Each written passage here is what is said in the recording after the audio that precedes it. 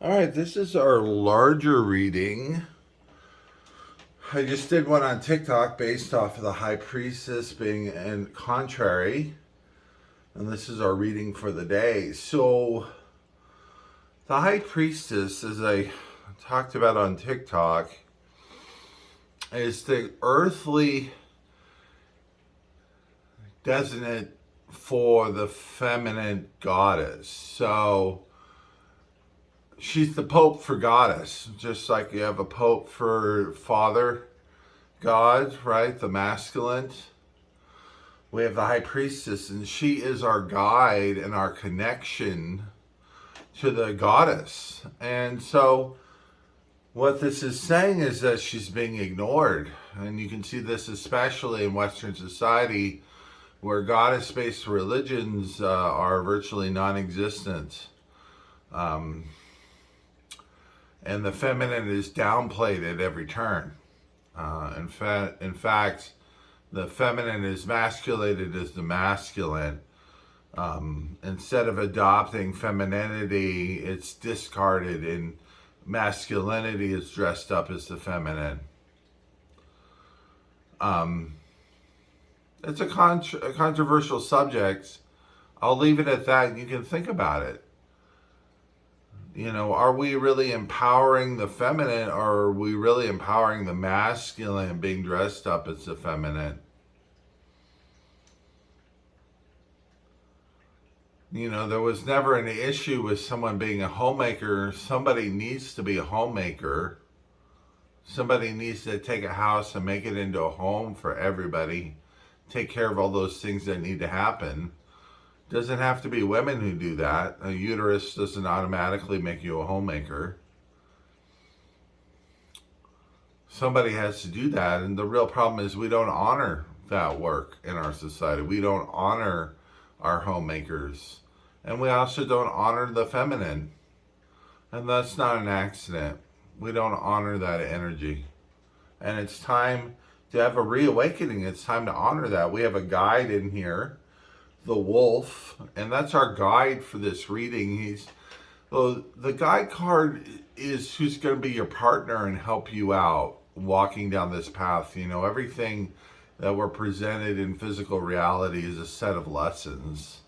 And so the guide card is the wolf is who has our side. And it's going to guide us through this lesson. And wolf is saying you need to answer that primal need within yourself, just like wolf has the howl of the moon. There's a primal need for the feminine. There's a primal need for that softness and kindness and subtlety and love that only the feminine can give you. There's nothing like a mother's love. There's nothing like the love of a woman. You can't replace that, and you can't pretend that we don't all need it in one way or another. That feminine love expresses itself through all of us. We're all connected to it. If we allow it to, it's a part of us. Just as the masculine aspect of love is as well. So I think I'll start over on the left. At the top, we're looking at the what's going on in the spiritual realm, really. And then we're transitioning into the physical as we go further down. And we have two pillars here to really help us with this larger lesson. And that's the butterfly clan. And this is all about, butterflies are all about transformation, and they're all about beauty, and they're all about the unexpected. Nobody looks at a caterpillar and goes, oh, that'll be a butterfly. It's this radical transformation. And so Butterfly Clan is really calling upon us to be a willing part in our own transformation, that by embracing the feminine within ourselves and around us, we can transform ourselves and the world around us. We can become the beautiful creatures that we're meant to be. We're not all supposed to be a bunch of caterpillars. We're actually supposed to be butterflies when it's all said and done. But we can't do that unless we embrace the feminine within ourselves. And then we have Dragonfly, and that's on the mental realm, mental emotional realm. Dragonfly has everything to do with illusion, and it has to do with the nature of reality. And who's really in charge of reality? I mean, who dictates what's real and what isn't real? And of course, on the spiritual level, the real person in charge is you. You have the finger that controls the universe, that rules the universe. We learned that in Willow, and it was an important spiritual lesson that was being conveyed through that movie. You know, you're in charge of your own reality. You're in charge of what you bring into your reality and what you focus on, what you call real, what your truths are, what you choose to believe in, what faith you have, whether that's spiritual or religious. You can believe whatever you want to believe about reality. You know, we all get to choose how close to heaven or hell we want to be, how we want to make up our reality. And yes, we make certain concessions to live in a normal, everyday society. You can't, go to the grocery store with underwear on your head and peanut butter smeared on your face. But at the same time, you can go to the grocery store and believe that you are in a mad love affair with Goddess and that she follows you at every turn. And you just can't wait to get back to her as soon as you're alone in your house. You can continue your romance. There's no law against that. No law against seeing reality that way. And there's who's to say that isn't real. If that's your faith, if that's your belief, why can't it be real? You know, a certain part of reality is the stories we tell ourselves. Because we only live in an approximation of reality. We don't live in the real truth of what it actually is. So much of it is what we tell ourselves about it. And then we have the Three of Feathers, which is, and it's contrary. Feathers are all about thought. They're the equivalent of swords. So,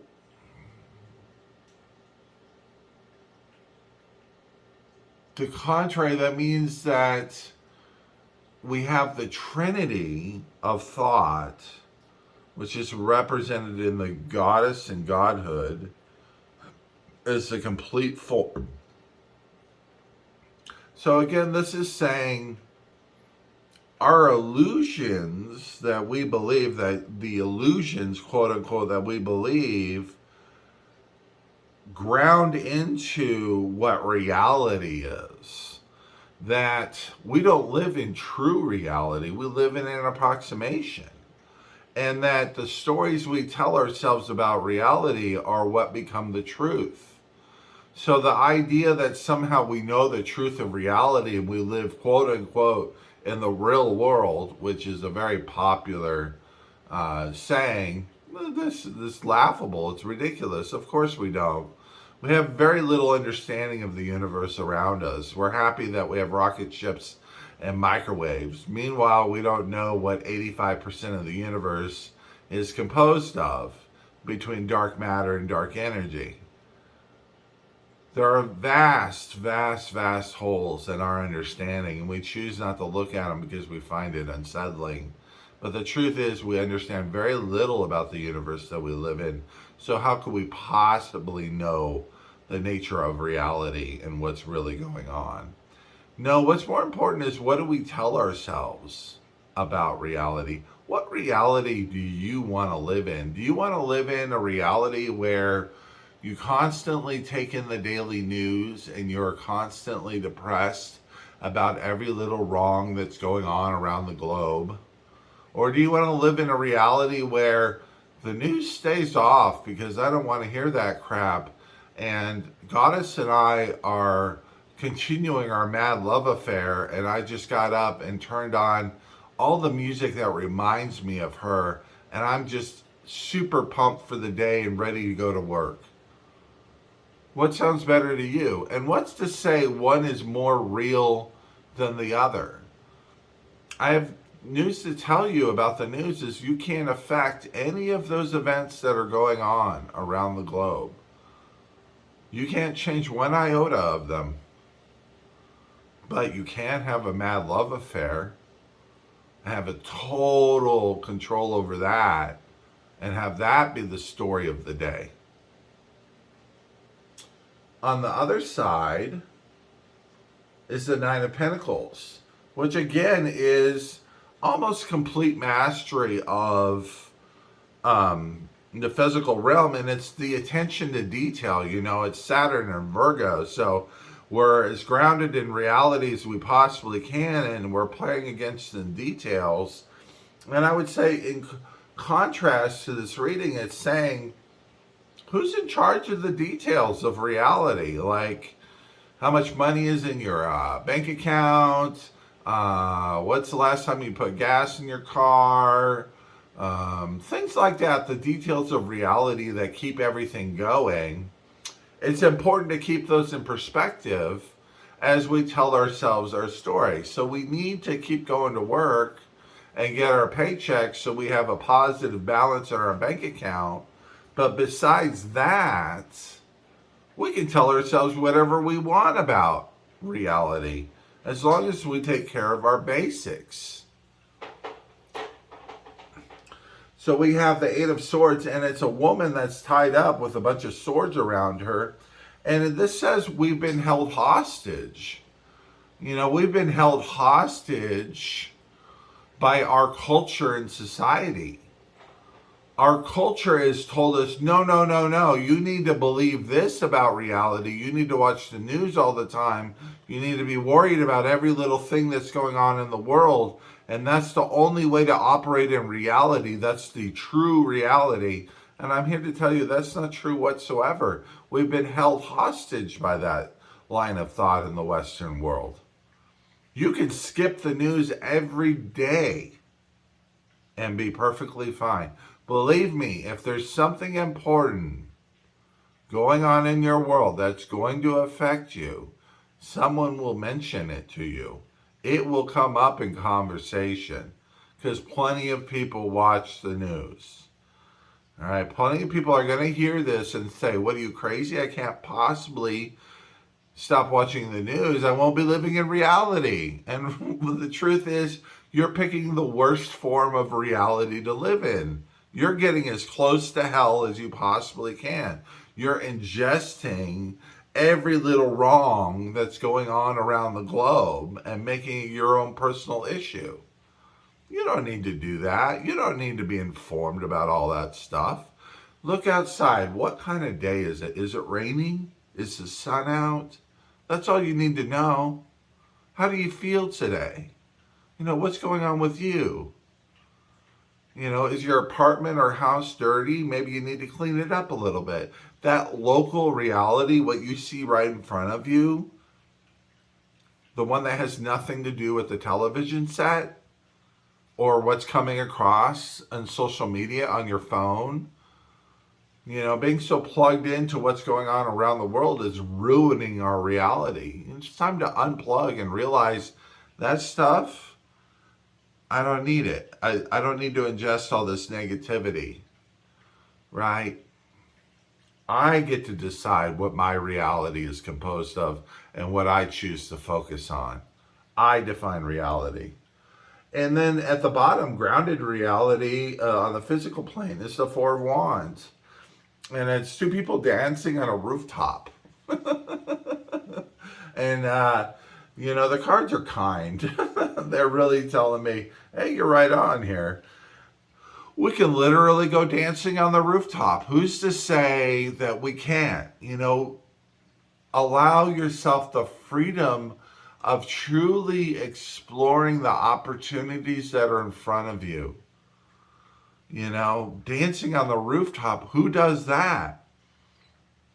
People who are truly free in their life, who explore everything that's in front of them and want to enjoy reality and experience. You know, the couple dancing on the rooftop, it's not that they don't have any problems. It's that they have plenty of problems, but they choose to deal with them by going and dancing on the rooftop and enjoying life, because they know that if you have just a moment to enjoy your time on this earth, you better take it because there's not going to be any guarantee of any more than that. That life is precious, and every happy moment that we have is even more precious. That's why it's so insane to go and pollute those happy moments with every misery that's going on around the world and every wrongdoing that's ever occurred. So the high priestess is saying to us, along with Wolf, who dictates reality to you? What do you choose to focus on? What is your world? That's the question of the day. What kind of world do you choose to live in?